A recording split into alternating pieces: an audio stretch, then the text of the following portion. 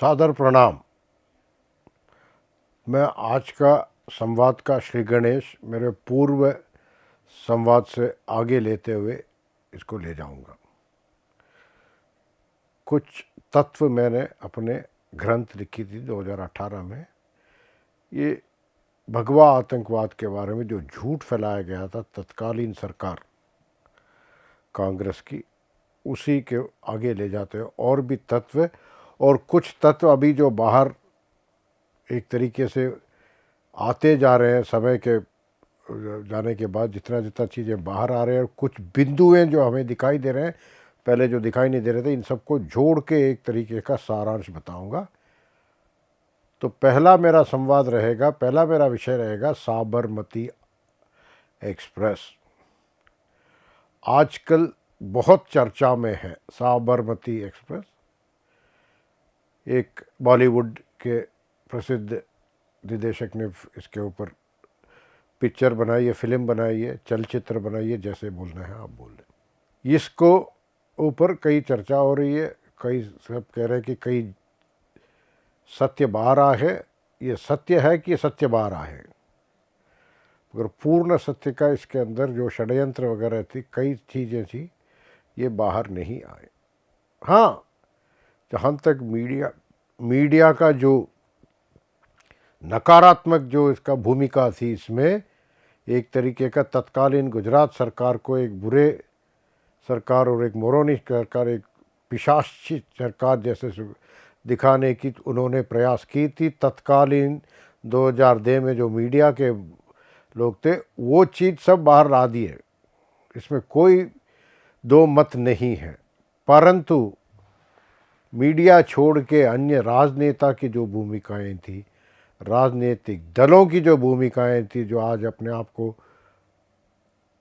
निष्पक्षवाद, धर्म निरपेक्षवाद वगैरह अपने आप को कहते हैं, या दूसरा अपने आप को वामपंथ कहते हैं, इन लोगों का एक ही तरीके से तोते की तरह कुछ बोलते रहे। और वो सत्य नहीं था, परंतु तोते की तरह बोल बोल के उसको सत्य के तरीके से एक तरह के ठूसने की कोशिश की।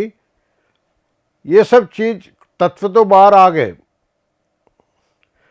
तत्व बाहर आ गए। तत्व अभी नहीं, तत्व न्यायपालिका से भी पहले बाहर आ चुके थे, जब जो कुछ षड्यंत्री थे उनको न्यायपालिका ने पूरा कोर्ट में से सज़ा सुनाई, और उसमें एक आध न्याय जो अपराधी थे उनका निधन भी हो चुका अपने कारावास में ही। परंतु कुछ और भी महत्वपूर्ण तत्व, बिकॉज ये कारणवश ये है कि एक फिल्म जो है 3 घंटे की होती है, उसमें जो भी निर्माता होता है उसको प्रायोरिटाइज करना होता है, उसको देखना पड़ता है कि क्या चीज़ डालूँ और क्या नहीं डालूँ। तो इसमें एक फिल्म से सत्य तो बाहर आ जाती है, परंतु हमेशा हमेशा वो पूर्ण सत्य को, कई बिंदु जो सत्य होते हैं, जो तत्व होते हैं, उनको बाहर लाने में असमर्थ रहता है। मैं इसमें निर्देशिका या और भी कोई फिल्म के साथ जुड़े हो उनके ऊपर कोई आरोप नहीं लगा रहा। उनकी अपनी बात थी, उनकी अपनी प्रायोरिटीज़ थी कि क्या चीज़ जनता के सामने लानी है, परंतु जनता के सामने और भी चीज़ लाने का मैं इसमें प्रयास करूँगा। तो कई चीज़ इसमें बताता हूँ। मैं आपको ले जाता हूँ 2001 दिसंबर 13 को हमारे संसद में अटैक हुआ, टेररिस्ट अटैक हुआ। उसके बाद जो मोबिलाइजेशन हुई थी फोर्सेस की, तो कहते थे eyeball to eyeball confrontation हो रही थी पाकिस्तानी के साथ। उसी तरह उसी दरमियान कुछ हमारे राजनीतिक दलों के साथ कुछ षड्यंत्र वगैरह चलता रहा। वो जो सत्ता पक्ष सरकार के विरुद्ध थे, तत्कालीन प्रधानमंत्री श्री अटल बिहारी जी के सत्ता से सहयोग नहीं करना चाहते थे, देश को साइड में रख के। तो इसी तरीके से ये शुरू हुआ। और जब कुछ तीर्थ यात्री राम मंदिर से आ रहे थे, तो उसमें अब कितना किसका फिक्स्ड मैच है ये मैं नहीं कह सकता। तो 2 महीने में ये बहुत बड़ा प्रश्न है कि पार्लियामेंट अटैक हुआ, उसके बाद eyeball to eyeball confrontation हुई, तो पाकिस्तान को सुरक्षा बलों के अटेंशन डाइवर्ट करने के लिए क्या कर सकते थे कि भाई एक अटैक करवाओ और उसके बाद दंगे करवाओ। ये एक डिज़ाइन रहा है, आज नहीं हमेशा डिज़ाइन रहा है। ये अमन की आशा वाले उसके साथ खेलते हैं वहाँ पर। ये बेचारा जो भी निर्देशक निर्माता उस फिल्म के थे वो ये सब चीज़ ला नहीं सकते। उसके लिए बुनियादी तौर पे उनको अनुभव और उसकी समझ चाहिए होता है। मैं उसके अगर फिर में आरोप कोई नहीं लगा रहा। फिर ये 27 फरवरी को क्या हुआ इसके बारे में मैं विस्तार से एक वचन पत्र गुजरात हाई कोर्ट में 30/1/2009 को समर्पित किया है सरदारजी भगनजी वाघेला केस में। उसमें यह भी कहा गया कि 26 तारीख रात को गोधरा स्टेशन के बिल्कुल सामने एक अमन गेस्ट हाउस थी। उसके अंदर नाम देखिए अमन, नाम देखिए अमन, अमन के अलावा सब कुछ था उस गेस्ट हाउस में। 140 लीटर पेट्रोल का स्टोरेज की गई थी, एकदम रखा गया था। जो जैसे ही साबरमती एक्सप्रेस गोधरा स्टेशन में आई, 2 घंटे विलंब थी। S5 S6 कोच में भजन राम भजन चल रहा था। तो तब उन्होंने ट्रेन चल पड़ी, अपने आगे के रूट पे रास्ते में चल पड़ी। तो किसी ने तब तक ये 140 लीटर पेट्रोल जो है उधर तक पहुंचा नहीं था। तो इन्होंने क्या किया, एक षड्यंत्र की तरह किसी इन्हीं के 2 आदमी जाके अंदर चैन खींच के ट्रेन को रोकी। जैसे ही 140 लीटर पेट्रोल अंदर गया उससे आग लगाई गई। S5 S6 के 59 आदमी का देहांत हो गया। उसमें बच्चे भी थे, स्त्री वर्ग भी थे, कई लोग थे जो निर्दोष थे, जिनका कोई उनका यही था कि वो राम भजन कर रहे थे, यही उनका दोष था। और ये सेक्युलरवाद, ये धर्म निषेधवाद और ये वामपंथ राम भजन करने वालों के साथ यही करती है क्या? ये बड़ा मूल प्रश्न है। दूसरा प्रश्न, 140 लीटर जो जिसके गेस्ट हाउस में था हाजी बिलाल, वो तो खैर उसका तो निधन हो गया है। परंतु ये जब केस चल रहा था तो उसमें पोटा में ट्राई करना है या नहीं, इस बारे के ऊपर विवाद चल रही थी गुजरात उच्च न्यायालय में, हाई कोर्ट ऑफ गुजरात में। तो उनके बचाव में, उन आरोपियों के बचाव में गुजरात गवर्नमेंट ने जो आरोप पत्र लगाया था चार्जशीट में, उनको पोटा के अंदर किया था।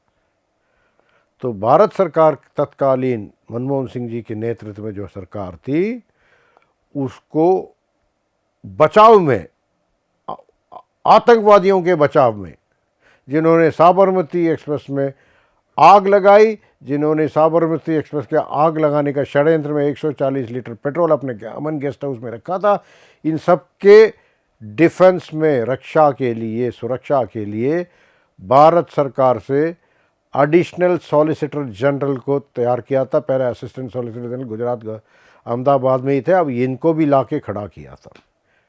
आप लोग देख सकते हैं 27 जनवरी से लेकर 30 जनवरी तक का कोर्ट प्रोसीडिंग्स में ये चीज़ है। इसमें कोई भी, मैं पूरे दावे के साथ कह सकता हूँ क्योंकि मैं भी उस समय वहाँ उपस्थित था, 1 फरवरी तक वहाँ था। तो ये बहुत ही आश्चर्यजनक बात है कि एक हाजी बिलाल को बचाने के लिए जो आरोपी था, जो साबरमती एक शब्द राम भक्तों के ऊपर आग लगाने का आरोप के ऊपर था, उसको पोटा नहीं लगाओ कह के इन्होंने भारत सरकार की तरफ से इन्होंने गुजरात उच्च न्यायालय में चला है।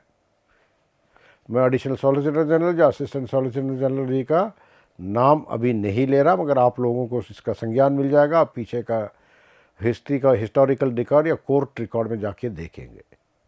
तो ये साबरमती का जो सत्य है ये अभी तक बाहर नहीं आया। मैंने अब इसका अवश्य चर्चा किया है, इसका उल्लेख दिया है अपने ग्रंथ मिथ ऑफ हिंदू टेरर में। अब कितने लोगों को पढ़ा है और कितने लोगों ने याद रखा है, स्मृति उनकी इतनी अच्छी है, मुझे नहीं इसका जान है। परंतु ये एक तत्व इम्पॉर्टेंट था, जिस तरीके से आपके तीस्ता सतलवा सिटीजन फॉर जस्टिस वगैरह कर रहे थे, ऐसे ही ये भी एक तत्व इम्पॉर्टेंट। तो इसके और भी चीज़ें हैं। एक आरोप लगा था कि दी रायट्स वर ऑर्गेनिक, नहीं, 27 फरवरी को आग लगी है, 28 फरवरी को कुछ दंगे शुरू हुए थे अहमदाबाद और अन्य महानगरों में गुजरात के, और 1 मार्च, देखो फरवरी में 28 दिन थे, 29 दिन थे जो भी है, 1 मार्च सुबह इंडियन आर्मी का तैनात हो चुका था, वो पहुंच चुकी थी। इंडियन आर्मी को लाने के लिए जो प्रक्रिया होती है पूरे 1 दिन की होती है, इधर से लाता है, अप्रूवल होता है, फिर केंद्र में आते हैं। अच्छा, दोनों में सरकार भाजपा की थी, कोई और सरकार नहीं थी, और पहले स्टेट गवर्नमेंट रिक्वेस्ट करती है, फिर उस गवर्नमेंट ऑफ इंडिया उसका अप्रूव करती है, उसका कैबिनेट कमेटी ऑफ सिक्योरिटी वगैरह। उसके बाद 7 बजे सुबह, मतलब 29 फरवरी को ही उन्होंने निर्णय ले लिया था। तो इसमें कोई कहता है कि तत्कालीन गुजरात सरकार के इसमें षड्यंत्र में शामिल थे और एक पर्टिकुलर समुदाय के ऊपर अटैक कर रहे थे। ये बिल्कुल सत्य से मुंह मोड़ने वाली बात है। तीसरा एक बहुत महत्वपूर्ण केस आपके सामने रख देता हूं, बाकी आप अपना निर्णय ले, इसके ऊपर ज़्यादा आपको मिलेगा नहीं, क्योंकि जो मीडिया ने नैरेटिव बनाया वही मिलेगा आपको। बिल्किस बानो, अभी पीछे उसका रिमिशन भी हुआ था, पैरोल हुआ था, फिर सुप्रीम कोर्ट में दोबारा गए। पहले तो सुप्रीम कोर्ट ने कहा कि जो लेट डाउन प्रोसीजर और जो आज के रूल है उसके आधार पे करिए, उन्होंने कर दिया, तो लोग बाग तैयार होकर उसके पीछे लग गए। जो भी आरोपी थे बिल्किस बानो को भी तैयार कर दिया। वो है, इसमें एक संवेदनशीलता पेश किया गया था, प्रस्तुत किया गया था कि एक गर्भवती औरत के साथ बलात्कार हुआ है, फलाना ढिकना सब कुछ ठीक है। जो हुआ है, किसने किया, कितने किया, कैसे किया, इसका तो आज तक सत्य के ऊपर मुझे अपना जो दायित्व है वो सुरक्षित है। कारणवश ये कि बिल्किस बानो का ट्रायल इन्होंने अहमदाबाद से मुंबई में शिफ्ट किया। सीबीआई को उन्होंने इसका जांच दिया। इस प्रक्रिया में नई सरकार सीबीआई आ चुकी थी और सीबीआई भी नई सरकार का, जो बोलते हैं ना पिंजड़े वाला तोता, जो हाई कोर्ट ने कहा केज्ड पैरट, उनका पिंजड़ा में जा चुका था पूरे प्रक्रिया में। तत्पश्चात क्या हुआ, जो बॉम्बे सीबीआई स्पेशल कोर्ट में जो ट्रायल हुई थी, जिस आधार पे इनको आरोपी बनाया गया था, उसमें 126 तो प्रोसिक्यूशन विटनेस थे और मात्र 6 डिफेंस विटनेस या 10 डिफेंस विटनेस, मतलब सिंगल डिजिट में थे। तो क्या हुआ, डिफेंस विटनेस के साथ कुछ उनके ऊपर दबाव डाला गया कि मुंबई में आके अपना पक्ष ना रखे। ये सब एक बहुत बड़ी प्रश्न है। इस प्रश्न का उत्तर आप लोगों को ढूंढना चाहिए। तभी जब उसका रिमिशन की बात आई थी, तब भी वही उनके विरुद्ध लोगों ने जाके सुप्रीम कोर्ट में वही लॉबी, वही गन, गुजरात सरकार को कोई निर्णय में कोई दिक्कत नहीं थी, परंतु यहाँ पर वही लोग तैयार हुए थे जिनके ऊपर आरोप है कि इसी दंगे के ऊपर रोटी सेक के पैसा कमाने का आरोप भी है, वो लोग भी गए थे सुप्रीम कोर्ट में। वो रिमिशन उन्होंने सुप्रीम कोर्ट से ख़त्म करवा दिया। तो ये लेफ्ट लॉबी या धर्मनिरपेक्षता कितने एक हमारे समुदाय, बहुसंख्यक समुदाय के विरोध है, भारत के विरोध है, इससे आपको पता लगता है कि पाकिस्तान से आईबॉल कॉन्ट्रैक्ट तक एक, क्योंकि हमारे गरिमा पे अटैक हुआ था, हमारे संसद पे अटैक हुआ था। हमारे पाकिस्तान में तो उनको डेमोक्रेसी का मतलब नहीं पता। मैं साफ साफ बता दूँ, कोई भी पाकिस्तान वक्ता आना चाहता है इसके ऊपर मैं पूरा संवाद करने के लिए बड़े आदर से प्रस्तुत करता हूँ, उनको मैं आमंत्रित करता हूँ। परंतु जब उसके बाद जो वाजपेयी जी के सरकार ने जब इसको आगे ले गए और उसका जवाब देना चाहता है, तो उसको डाइवर्ट करने के लिए उन्होंने एक सिचुएशन बनाई, एक आतंकी हमला करवाया, तो वो भी वहाँ करवाया जहाँ पर एक बड़े तत्कालीन एक विकासशील मुख्यमंत्री थे जो भारत के प्रधानमंत्री हैं, उनका जो विकास रथ को तोड़ने का बार बार प्रयास किया गया था, ये भी हो।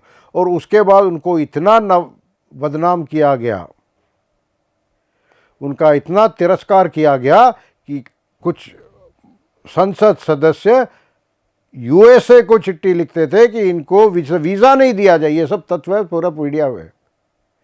तो ये पूरा एक षड्यंत्र था, साबरमती एक्सप्रेस का पूरा षड्यंत्र खोलने के लिए आपको 10 पिक्चर बनने से भी नहीं कम पड़ेगा। परंतु जो भी इन्होंने पिक्चर किया है बहुत अच्छा है, मैं इसका बहुत ही सराहना करता हूँ, बहुत अच्छी बात है। और मैं उनसे यही विनती करता हूँ कि इस साबरमती एक्सप्रेस 2, साबरमती एक्सप्रेस 3 कह के और 3-4 और चलचित्र का निर्माण करें, ताकि पूरे सत्य का पुलिंदा जो है जनता के सामने आए। क्योंकि जनता किताब लिखने से ज़्यादा सिनेमा देख के, चलचित्रों से ज़्यादा समझती है, और अच्छा मीडियम है, बहुत अच्छा मीडियम है। तो यही मेरा आग्रह है उनसे। बहुत बहुत धन्यवाद। जय हिंद।